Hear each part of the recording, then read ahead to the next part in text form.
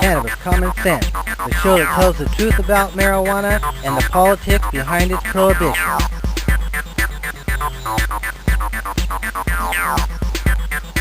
Hey, welcome to another exciting edition of Cannabis Common Sense. We have a great show for you tonight.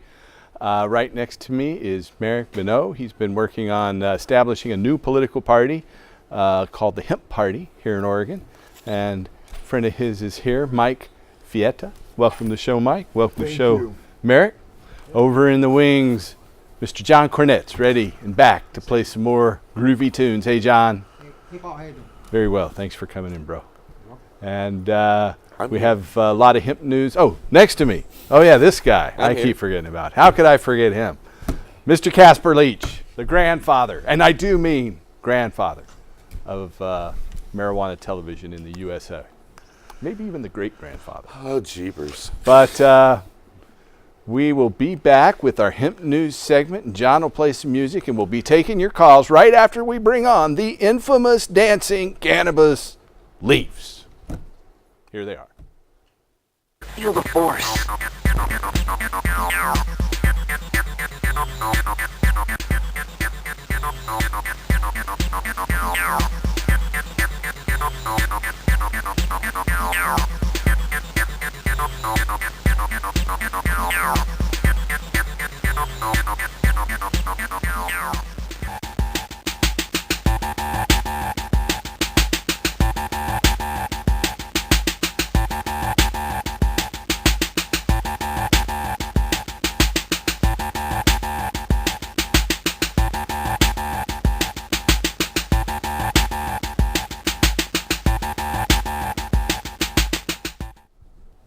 I told you never to call me here. Stop. Never mind. All right. Here in Oregon, since recreational cannabis sales became legal, the number of people with medical cards has dropped from 77,000 to 67,000, according to state officials. Thousands of patients are letting their official Oregon Medical Marijuana Program, our OMMP card, lapse due to the financial cost to obtain the card. The annual fee is not worth the savings to obtain the medical card, according to several patients. The Oregon legislature recently passed Senate Bill 1057, which is now on Governor Kate Brown's desk, and it will subject growers to an expensive seed-to-sale tracking system. It does not allow the growers to sell into the legal market. According to Anthony Taylor, a guest on the show a few weeks ago and the executive director of Compassionate Oregon, he believes if SB 1057 goes unchanged, Oregon's medical marijuana patients that grow for themselves at an address that is not where they live will have to pay $1,230 a year for their cards. According to Taylor, quote, if SB 1057 goes unchanged, Oregon medical marijuana growers will have to begin tracking their cannabis cultivation activities, adding an additional $480 a year to use the METRC system. In addition to that, all growers will have to pay a tracking program administrative cost fee, which will add another $200 a year, end quote. Compassionate Oregon and we are working on House Bill 2198 that will create the Oregon Cannabis Commission, just like OCTA would have back in 2012. And the Oregon Cannabis Commission will manage the OMMP and allow access to the adult use market for OMMP growers. So that we urge you to support HB 2198. However, Senate Bill 1057 is already passed, and we need to urge Governor Kate Brown to veto that. Longtime medical marijuana growers are facing increasing regulations too. They're now forced to comply with increased licensing fees, expensive security cameras, and burdensome seed-to-sale tracking systems. According to an old friend of mine, John Sajo, the director of the Umpqua Cannabis Association, he said in a statement, quote, I've been an activist for legalizing marijuana in Oregon since the 1970s. I've been growing medical marijuana and providing it for free to patients for over 20 years. Sajo says, I've given over $1 million worth of medicine to hundreds of patients for free over those years.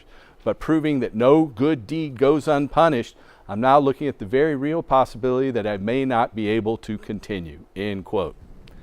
I personally am also in that same situation, giving away over 6,000 pounds of free marijuana over the past 15 years. And now A large Canadian company is trying to stop that and trying to steal our house without even paying for it. But through my business activity, I've helped tens of thousands of Oregonians and over 250 Americans from Michigan to Hawaii obtain their medical marijuana card. I believe that only social adult use cannabis, also known as recreational, should be taxed. Hemp for medicine, hemp for fuel, hemp for fiber, and hemp for food needs to be freed from burdensome overregulation. The people who led the way and made cannabis legal as it is today are actually being thrown under the bus. Patients who need medical marijuana should come first, not last. Cannabis is the safest and most useful herbal medicine on this planet. This isn't alcohol, this isn't opiates, this is something that's not physically addictive and actually has numerous health benefits. It should be treated as something that's good and not evil, and it doesn't need overregulation. According to Rob Partridge, the former chair of the Oregon Liquor Control Commission and an individual responsible for implementing the state seed-to-sale tracking system for adult use recreational growers, he said, quote, basically, you're going to have a series of cities and counties across the state who've opted out from recreational sale, so you're going to have some of those medical-only sales dispensaries in those areas only, end quote. In the end, patients will not be able to find growers as more and more growers with multiple patients will opt for 12 plants or less to avoid reporting. If every OMMP grower that grows for patient drops to 12 plants to avoid tracking, over 12,000 patients would lose their grower. In Oregon, more than 80% of the over 400 licensed dispensaries have applied to sell recreational cannabis. Please, we urge you to contact Oregon Governor Kate Brown and ask her to veto Senate Bill 1057 because it will hurt medical marijuana patients. You can call Governor Kate Brown at 503-378-4582. That's 503-378-4582. I actually worked as an intern in Kate Brown's Senate office back in 1997 during the 1997 legislative session. So again, contact Governor Kate Brown here in Oregon and urge her to veto Senate Bill 1057. You can call her at 503-378-4582. On the other side of the country, in Vermont, Governor Phil Scott announced Wednesday he's vetoing a bill that would have made marijuana legal for adults in Vermont, but offered, quote, a path forward for passing it later this year, end quote. He specified a handful of changes that would need to be made for him to support the measure and said he believes the legislature has time to incorporate them and enact a revised version during the summer veto session. It's disappointing that Vermont Governor Scott would not only defy the will of state legislators, but also the will of the majority of Vermont voters who support ending criminal penalties for those adults who consume cannabis. Minor marijuana possession offenders should not be saddled with a criminal record and the lifelong penalties and stigma associated with it. Rather than looking to the future, Vermont's Governor Scott seems intent on repeating the failures of the past. Vermont Governor Scott said, quote, I'm not philosophically opposed to ending the prohibition on marijuana, and I recognize there are clear societal shift in that direction. However, I feel it's crucial that key questions and concerns involving public safety and health are addressed before moving forward. We must get it right, end quote, Governor Scott said. Vermont Senate Bill 22 would have eliminated penalties for possession of up to 1 ounce of marijuana and home cultivation of up to 2 mature marijuana plants and 4 immature plants by adults 21 and older, beginning in July 2018. It also would have created a study commission to develop legislation to regulate and tax marijuana for adult use. 57% of Vermont voters support allowing adults 21 and older to possess and grow limited amounts of marijuana, according to a statewide survey of 755 registered voters conducted in March by the Public Policy Polling Group. Only 39% are opposed. According to a recent RAND Corporation study, 80,000 Vermonters use cannabis regularly. 8 states have enacted laws legalizing and regulating marijuana for adult use, all through ballot initiatives. In Washington, D.C., voters approved a ballot initiative making personal possession and home cultivation legal for adults 21 and older.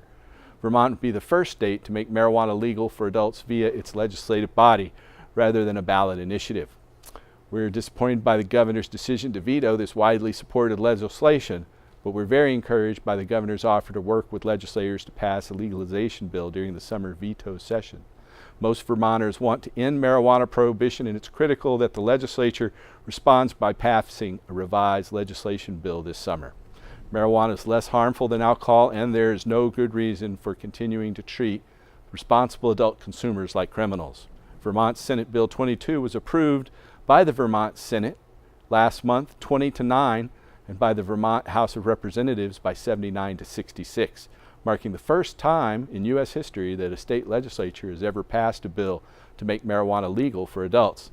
The passage of Senate Bill 22 demonstrates most members of both legislative chambers are ready to move forward with making marijuana legal for adults. Lawmakers have an opportunity to address the governor's concerns and pass a revised bill. State lawmakers approved the measure earlier this month. It was the first time they'd ever done that, as we said, and House lawmakers in Vermont in 2016 rejected similar legislation. That measure had been supported by former Vermont Democratic Governor Peter Schumann. New Frontier data estimates cannabis sales nationwide will hit over $25 billion by 2025. Our next story is here from the West Coast. Anyone that's been charged with a cannabis-related crime in California and Oregon has a chance to have their record reduced or expunged. Thousands of cannabis convictions in California and Oregon are being expunged because of our state's new cannabis laws. In California, many DA's offices are still in the process of working on the mechanics on how to handle these people, but here in Oregon there's an established process to have your record expunged. In effect, the courts are receptive to making sure people get a second chance, but it's for people that have old marijuana convictions that may not know about the potential benefit. We need to get the word out.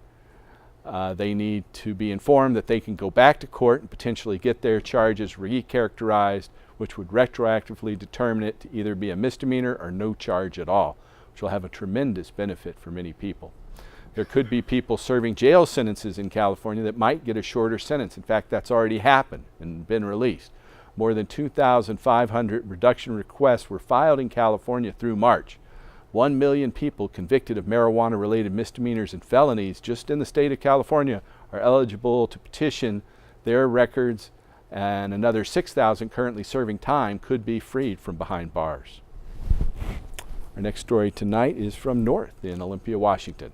Washington Governor Jay Inslee signed legislation, Senate Bill 5131, expanding patients' access to medical cannabis and instructing regulators to consider home cultivation by non-patients. Currently, it is not legal for non-patients to grow their own marijuana in Washington State. This new Washington State law for the first time allows registered patients to legally purchase marijuana seeds, clones, and immature plants from licensed providers. Other provisions in the law permit non-patients to legally share cannabis products with one another and task the Washington State Liquor and Cannabis Board to make recommendations regarding whether to permit the home cultivation of limited quantities of cannabis by adults. Washington is the only state that regulates the adult use of commercial sale of cannabis but does not permit adults to legally grow the plant themselves. The full text of this measure, Washington Bill Senate Bill 5131, is available online. Also up in Washington State, if you're in the Pullman area in eastern Washington, researchers at Washington State University, or WSU, are seeking volunteers for a study to develop a breathalyzer that detects social cannabis use. Volunteers will be paid $30 an hour for the first hour and $10 for every additional hour. To comply with Washington State law, test subjects must be at least 21 years of age to participate in the study. The breathalyzer would need to accurately detect acute exposure to tetrahydrocannabinol, according to WSU Professor Emeritus Nicholas Lovrich, a doctoral candidate Peyton Nospich, and City Councilor and Research Assistant Nathan Whaler told the Pullman League of Women Voters participants will receive a blood test and a mouth swab for the study. Volunteers will pick a strain from a Washington State licensed retail cannabis store and consume it at their residence. After consumption, a taxi will pick up the volunteers and take them to Pullman Regional Hospital to complete secondary testing for the study. Additionally, the study will have participants submit to a standard sobriety test conducted by local law enforcement officials. The study is sponsored by the Washington State Department of Social and Health Services and will be conducted in conjunction with the Pullman Police Department. According to the WSU website, Washington State University faculty may only conduct research that involves the possession, use, and distribution of marijuana if such research is in compliance with already established guidelines set forth by the federal agencies, including the Drug Enforcement Administration and the Food and Drug Administration. In addition, researchers must abide by all applicable university, local, state, and federal policies, statutes, and regulations. Those interested in participating can call Weller Nathan at 509-432-1943. Again, that's Mr. Weller, Nathan Weller, at 509-432-1943. Colorado's Senate Bill 117, which will protect hemp farmers who use water stored in federal reservoirs, passed by 99-1. Last Sunday, Governor John Hickenlooper of Colorado signed Colorado's Senate Bill 117, the Recognized Industrial Hemp Agricultural Product for Agricultural Water Right, into law. The bill, which was introduced in the state legislature, will ease complications when water from federal project is used. On the East Coast, in Richmond, Virginia, African Americans in Virginia are arrested for violating marijuana laws at more than 3 times the rate of whites, and this disparity is rising, according to an analysis of statewide arrest data by the Virginia Commonwealth University Capitol News Service researchers reviewed 160,000 state and local arrest records from the years 2010 through 2016. They found that blacks were 3 times as likely as whites to be arrested for possessing marijuana in 2010, but 3.2 times as likely to be arrested by 2016. In some counties and towns, such as Hanover County and Arlington, Virginia, the black arrest rate was 6 to 8 times that of whites. The findings are similar to those of a 2015 report, which determined that the number of African Americans arrested in Virginia for marijuana possession offenses increased 106% between the years 2003 and 2014. That study concluded that African Americans account for nearly half of all marijuana arrests and only comprise about 20% of the state population. A separate analysis of Maryland arrest data determined that African Americans accounted for 58% of all marijuana possession arrests, despite comprising less than 30% of the population. A 2016 analysis of California arrest figures concluded that police arrested blacks for marijuana offenses at 3.5 times the rate of whites.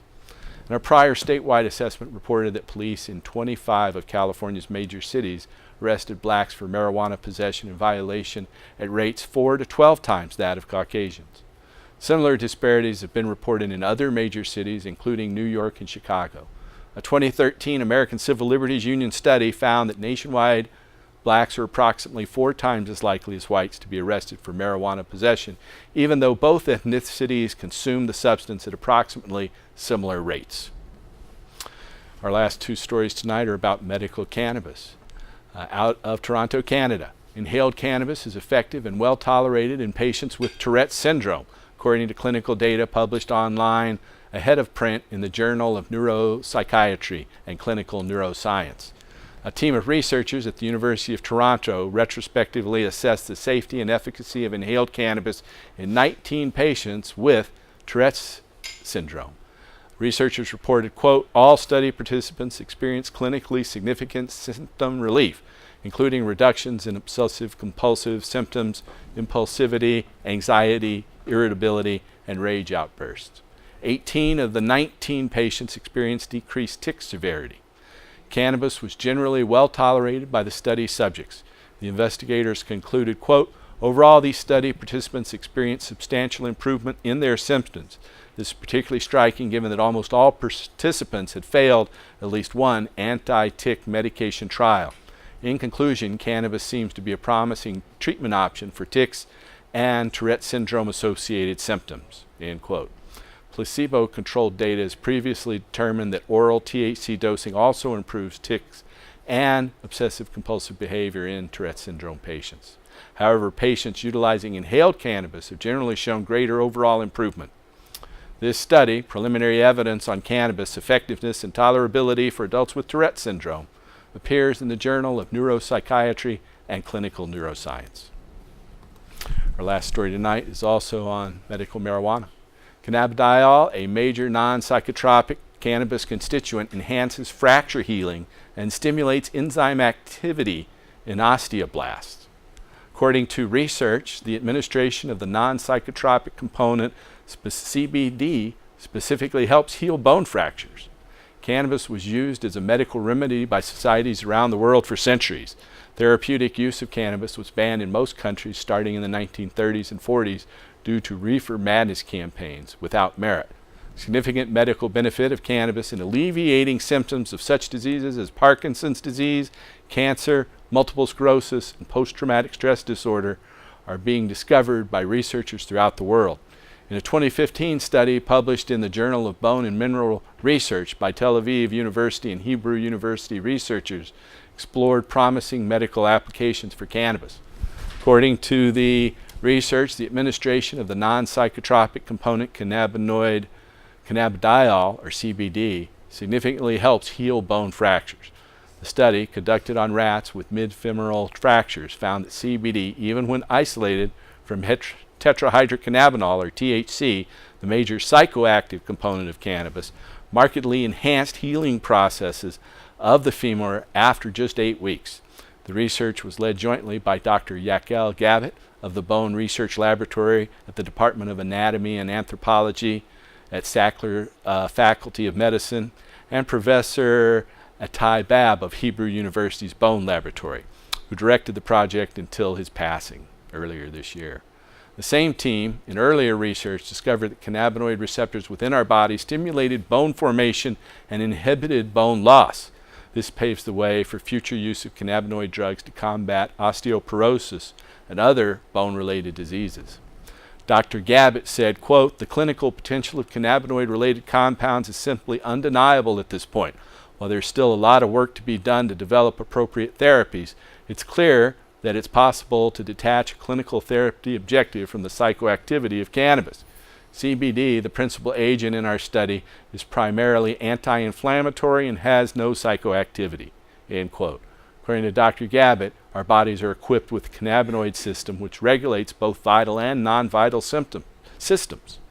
Dr. Gabbett said, quote, "We only respond to cannabis because we are built with intrinsic compounds and receptors that can also be activated by compounds in the cannabis plant," end quote. The researchers found that the skeleton itself is regulated by cannabinoids.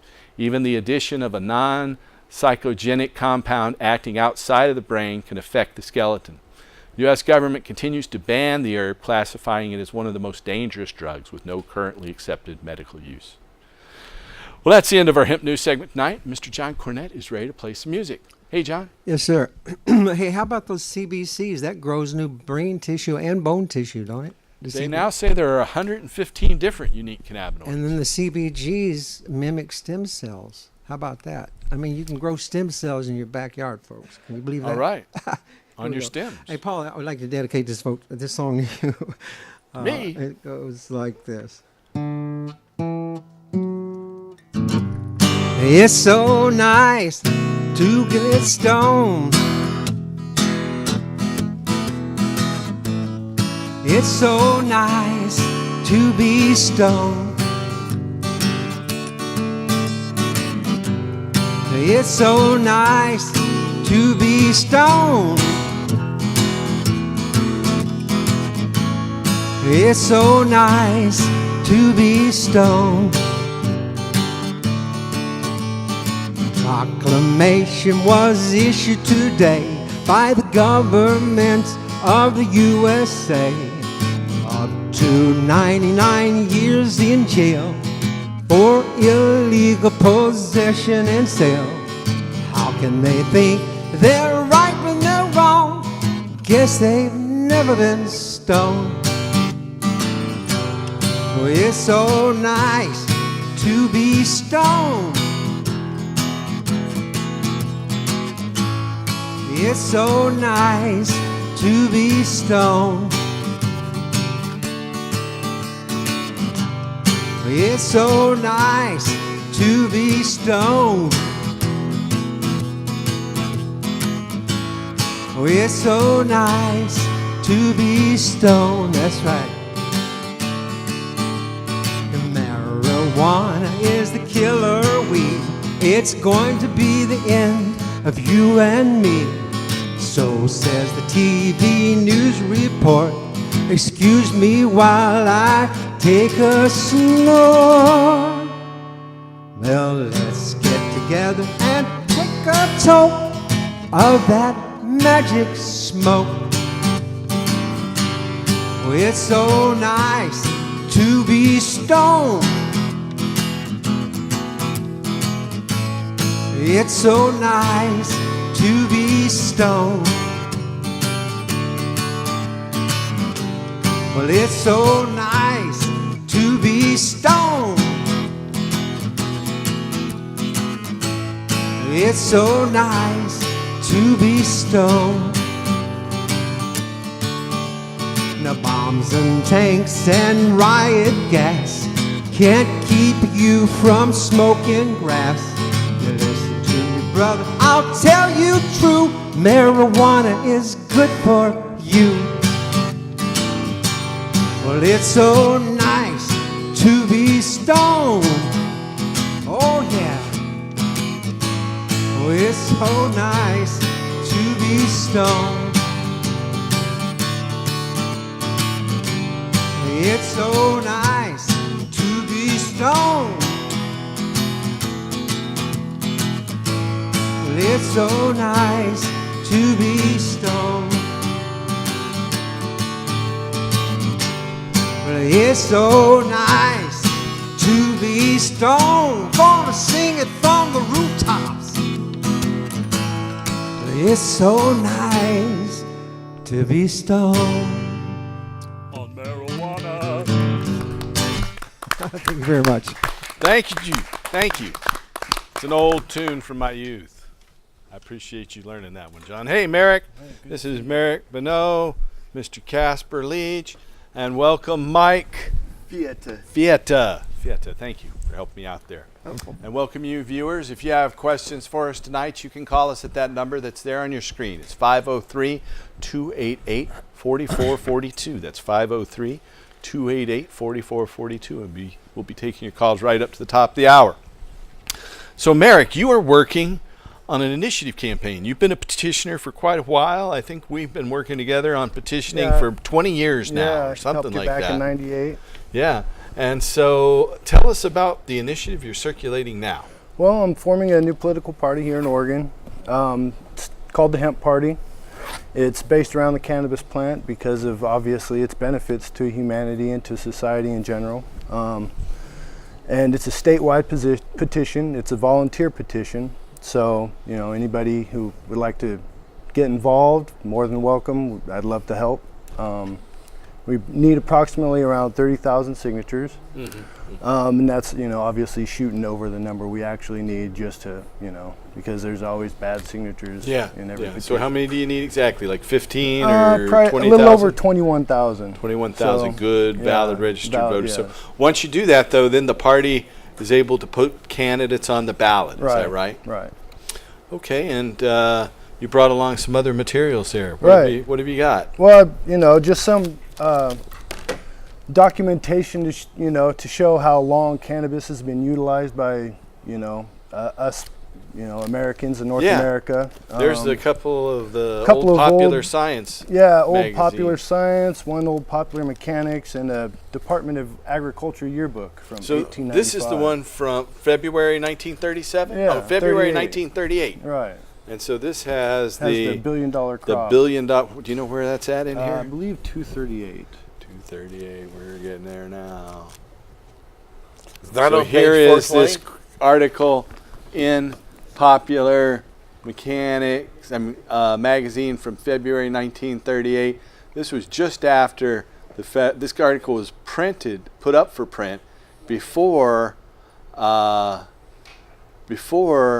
it was prohibited, but it came out just after it was prohibited. Yeah. In fact, this is the main reason that marijuana was prohibited. New equipment made cannabis much cheaper, just the way the cotton gin had dropped the price of cannabis. Dropped the price of cotton to a penny on the dollar. The same had been true when they mechanized the hemp crop with a new decorticator. And this article details how in 1938 dollars, it would be $1 billion crop. I Right. mean, today, Exactly. that's $1 trillion crop. Easily. It could easily replace Multi-trillion, all yeah. the world's petroleum. Right. Then you have another popular science magazine Yeah. from 1941 Yeah, exactly. that similarly has a, I believe this has the article with the Henry Ford automobile. oh yeah, And, I'm not exactly sure where it is. It's been a while since I've looked at this one, but it's, yeah, here there we it go. is.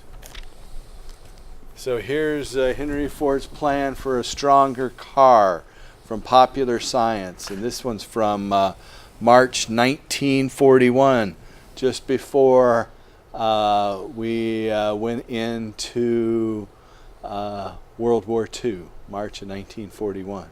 They obviously were getting ready for the war. They've got this battleship there on the Right. front of it. And for those people who are under 30, this is what magazines looked like before you saw them on your smartphone. Right. That's right. Now, what's this book you have? This is the Department of Agriculture yearbook. From what year? 1895. 1895, and it lists hemp in there. Yeah, it has a good article on hemp, the seed, and it has another more extensive article on hemp culture as well.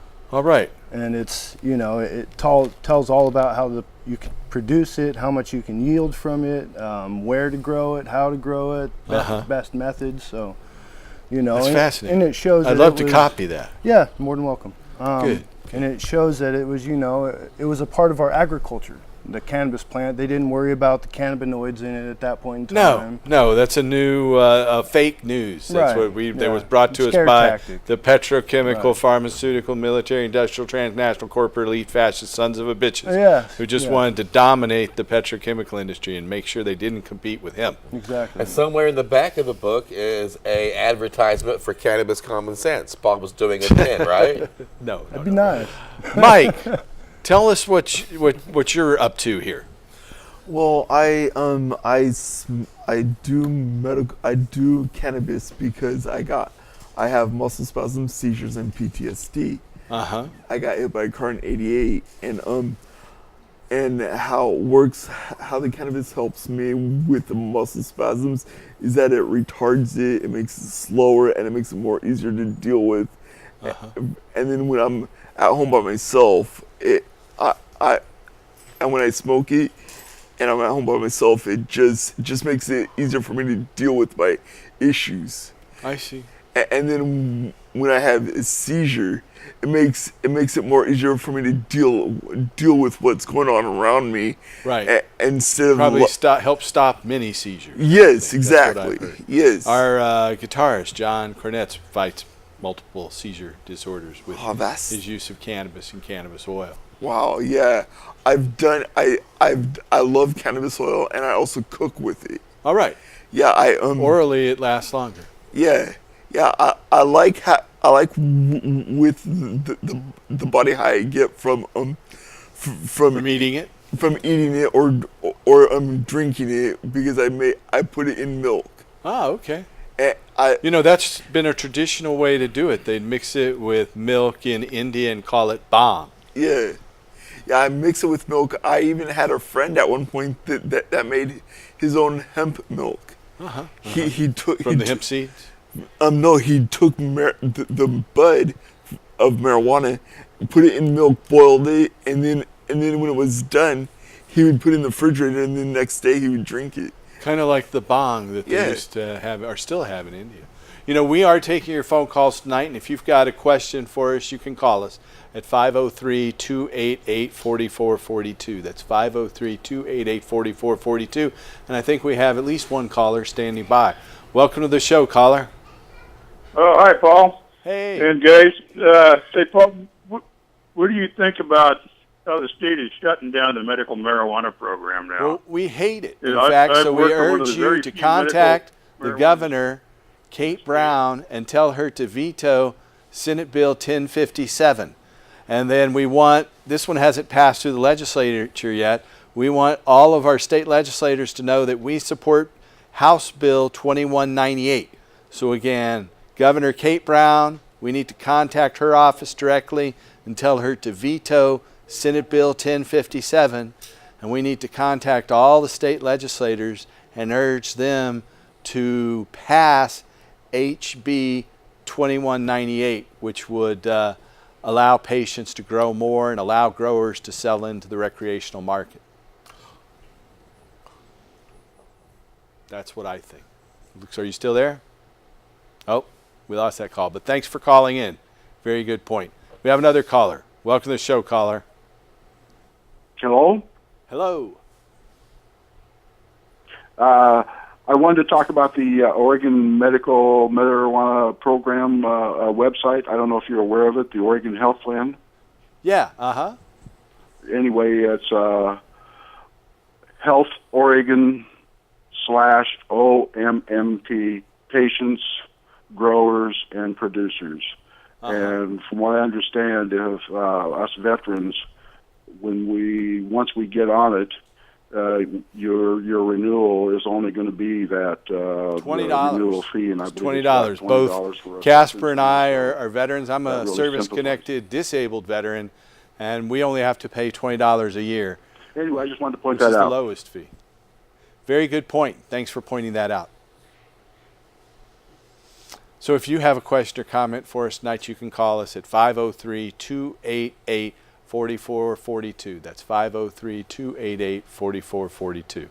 If you want to contact us about cannabis, hemp, medical marijuana, you can call us at 503-235-4606. That's 503-235-4606. I know a lot of our viewers out there are aware, but some of the new viewers aren't, about our corporate takeover. We've had a group of Canadians representing an Israeli oil company, Adira Energy, that's A-D-I-R-A, energy.com, and this petrochemical company's come in and stolen all of our patient records and taken them to a company called Ample Organics up in Canada, outside of U.S. law. So we urge you not to go to our old clinic. It's currently being run by these swindlers. And for more information, we need you to call us at 503-235-4606. Again, don't go to our old office. They're on Burnside, off of Burnside and 18th Avenue, because it has been taken over by a bunch of swindlers. And for more information, call us at this number right here, 503-235-4606. That's 503-235-4606. Now we have a studio audience. You're welcome to come down and join our studio audience any week, and there's a microphone that's open here in the audience where our audience members can ask a question. And Judy's at the mic. Go right ahead, Judy. I know, it's me again. Hey. Thanks everybody for another great show. You're welcome. I have a question. I have a question for guests. But first, I want to plead with my fellow medical marijuana patients and everyone who cares about them to contact your legislators. I don't know about other people, but my experience, even with people that are active, when I ask, have you, will you, people will say, oh, I will, but nobody does. And there's no substitute. We're getting thrown under the bus, guys. At our household, this 1057 that just passed, you can only grow for one medical patient per household. Now, both my husband and I have seizures. I fell off the top of a 6-foot ladder. We need this, and now we are not going to be able to do this. Yeah, no, this is an is so attempt. much that is bad about 1057. It's an attempt by people who are making a lot of money in the recreational market to wipe out medical marijuana. So we need all of our viewers to contact Governor Kate Brown's office and urge her to veto Senate Bill 1057. Please contact Oregon Governor Kate Brown's office and urge her to veto Senate Bill 1057. And contact your legislators and urge them to vote yes for HB 2198. Very good. And then on to the question. Thanks, guys. I want to know more about the hemp party. I switched. I'm registered Pacific Green, but I would gladly leave them for the hemp party. Well, we need more signatures to put it up on the ballot, right, Merrick? Definitely. So if somebody wants to contact you and get more information about how to support the hemp party, what do they do? They can email me. What's your Real easy. email? It's my name, Merrick Bonneau, at hotmail.com. So that's MERRICK B-E-N-O-I-T. BONNEAU. Good try, though. Okay, one more time from the top. MERRICK BONNEAU at hotmail.com. And that's for the hemp party, right? For the hemp party, yep. And for the marijuana party, if you're having a big marijuana party, you want to write Casper at timeforhemp.com. And he'll come invite and me. smoke your stuff. Yes, and we'll get together and work on those initiatives. I knew this guy, Marvin in Detroit, Michigan, has the party. And so that's another one, but I've never had him on the show. We have a couple callers standing by. Welcome to the show, callers. Hello, caller. Is it me this time? It's you this time. Nope. Yeah, there's a 6-second delay. I can't hear you guys. I don't know if you're talking to me. Well, we are talking to you. But Listen anyway, to your phone. was talking about, I'm upset about how the state's shutting down the medical marijuana program. Right. Yes. That's right. I can't hear you. Well, we can hear you. Go right ahead. Yes. And there is a 6-second delay if you're trying to listen through the television. Okay, I had to turn my TV back on just to get so I could hear that. Uh-oh. All right. Anyway, I worked for one of the last few medical marijuana dispensaries in the state, and the state's doing everything they can do to shut us down. So you're a medical They keep changing dispensary? the rules, and they want more and more changes that are more and more expensive with cameras. And I mean, if we're selling edibles, we now have to have a license from the Oregon Department of Agriculture. This is pre-wrapped edibles that someone else makes somewhere else. We buy them from a distributor, put them on our shelf. And it's just ridiculous what they're doing. And they're really forcing us out of business. And it looks to be very, very intentional. What is the name of your business? If you wouldn't And mind, where I are would you? like to tell your viewers that we're having a great sale on ounces right now. If you'd like to, can I do that? Yeah. How much for an ounce? Yeah, okay. Well, I work for Green Cottage Remedies in Multnomah Village. I And see. right now we've got almost all of our flour on sale for just slightly over what we paid for it. Well, how much We've is got that? ounces going for $96. We've got most of our ounces are about 110, and it's just slightly over what we paid for it. Cool. And, All right. It's Green Cottage Remedies in Multnomah Village. All right. Well, And thank guys you could for help calling us stay in, sir. afloat if you can come over and buy products from us. All right. Well, thanks for calling in. Good luck. And thanks for helping medical patients. I guess we have another caller. Let's see if that one can hear us. Hello, caller. Hello? Hello. Hello. Hello? Hello. You can't hear us either. Well, we can hear you. Well, so much for that. I hate it when that happens. That was Anita Johnson from We've Homeland got- Security. We've Anita got Johnson. apparently several of our phone callers could hear us earlier, but something has happened. Now they can't. I hate that. Well, we'll just have to muddle through. You know, it's live television, and we are all volunteers here. You know, we have a little video that talks about industrial hemp here. It's only a minute and a half long. I think we're ready to roll that video. We'll be back in just a moment. We are planting industrial hemp at the University of Louisville, at Speed School of Engineering, at Conn Center for Renewable Energy Research.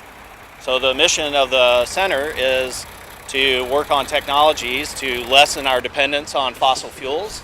And this industrial hemp and cannabis planting is one of those research directions. So the seeds that we're putting in today will germinate within 3 to 5 days.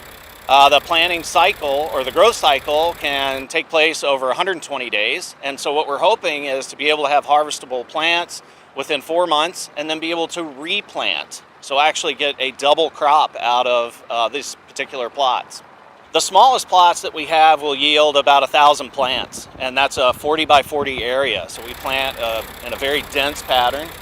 What we're hoping for is to create enough plant matter so that our researchers can come back and work on that plant matter to extract oils, as well as to find out whether or not we can use that material for high surface area carbons, which have great applications with supercapacitors. Well, we're real excited about this location at University of Louisville.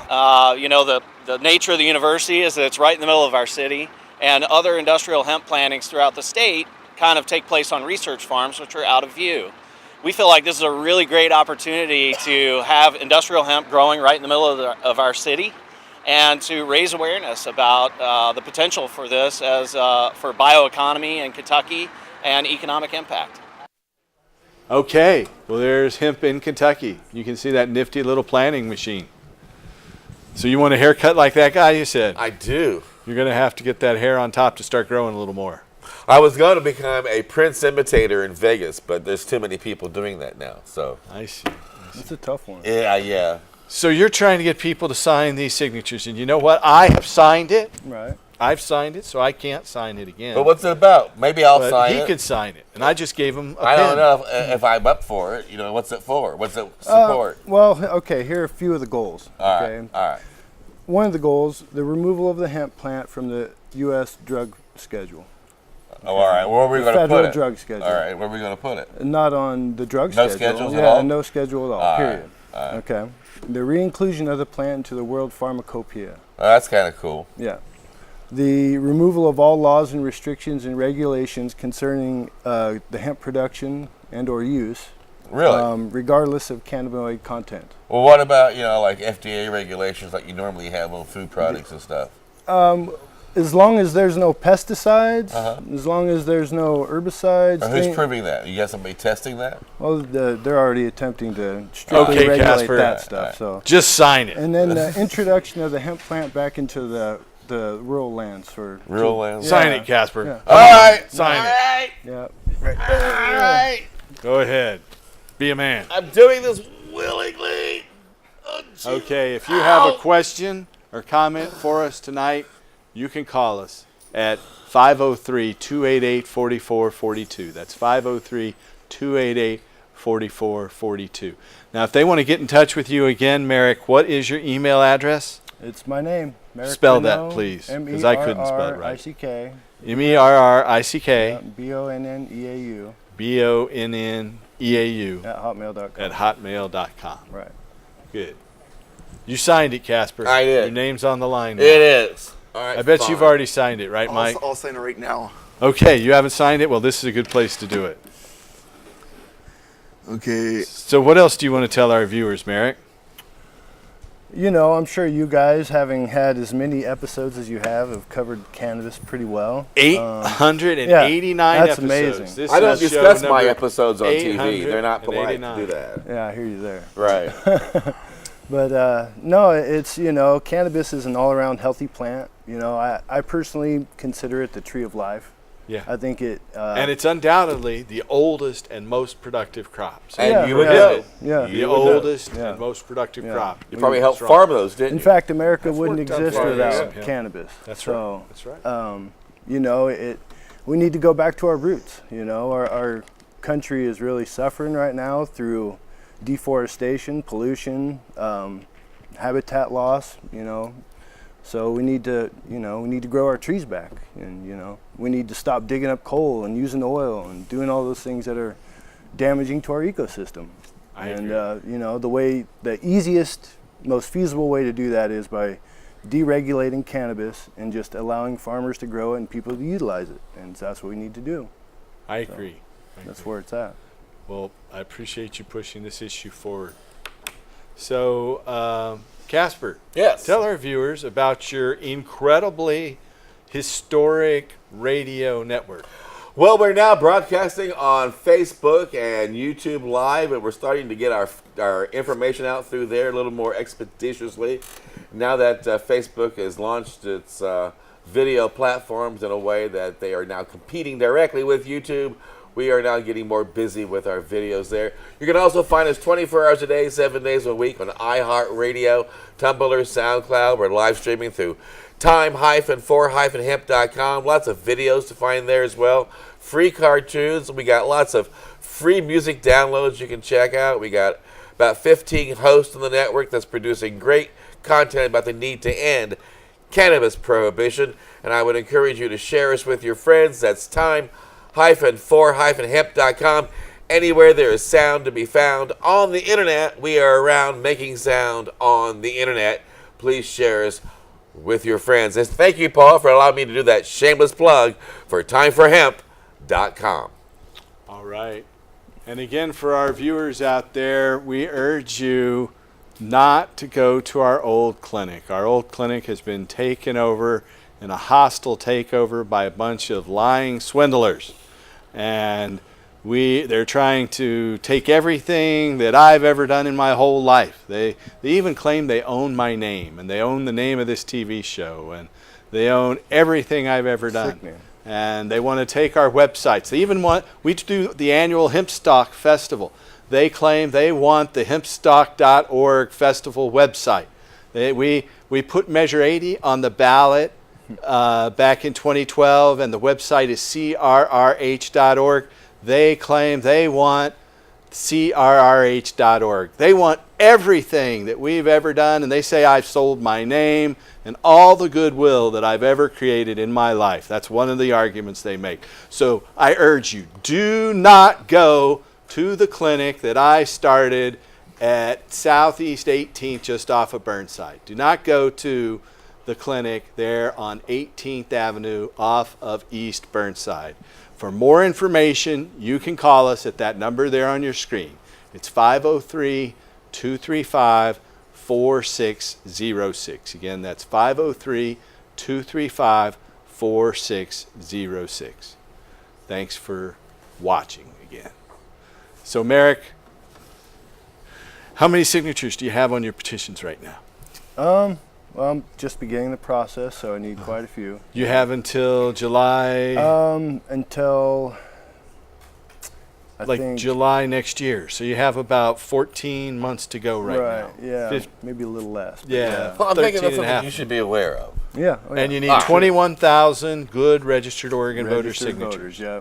So you want to turn in about 30,000 to be sure you're That's over. the goal. You know. Yeah. Okay. Well, we are down to just 3 minutes left. Do you want to give out your address, your email address, so people can contact you one more time? Again, yeah, it's my name, Merrick Bonneau @hotmail.com. Spell it. MERRICKBONNEAU. At Hotmail. Yep. If you would like to gather signatures, help gather, feel free to, contact me. If you'd like to sign the signature, feel free to contact me. If you like to plug it, contact me. If you just want to talk. You'll do that. Yeah. All right. Yeah. Mike, is there anything you want to say in closing? Thanks for having me on the show, guys. Hey, I appreciate thanks for it. coming on. I'm glad you could come on. And Casper. To the people who are suing you, I'm going to have Cannabis Common Sense tattooed on my nutsack, and you can own it. Yeah. Okay. They'll use that in court against me, you know. They'll use that. Let's hope not. But to be honest, they have used other jokes you've made But against to be honest, me. I'm not going to go over to the Ankeny Street. Yeah, it's at the clinic corner of again. Southeast Ankeny and 18th. Once Do not I heard go that there. they were doing that, I It's pretty outrageous. I'm appalled. So. For more information, call us there at 503-235-4606. We're going to go out with another song by John Cornette. I want to thank you guys for watching. Thank you, Mike. Thank you, Merrick. Thank you, Casper. We will be back next week. We'll have Jerry Norton on with the Portland Hemp Fest Expo that's coming up at the Portland Expo Center on June 9th. So Jerry Norton with the Portland Hemp Fest Expo. It's happening at the Portland Expo Center on June 9th. He'll be our guest next week. And until then, we urge you to help restore hemp. Good night.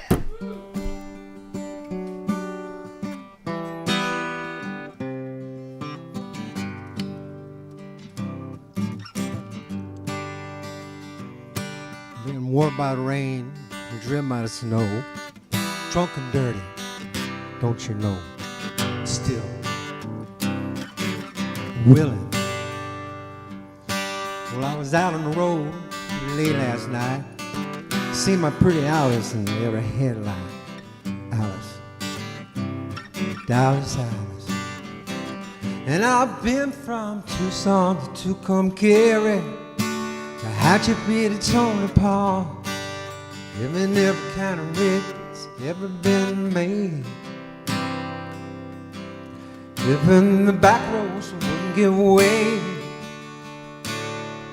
And if you give me weed, whites, and wine, show me a sign, I'll be willing to be moving.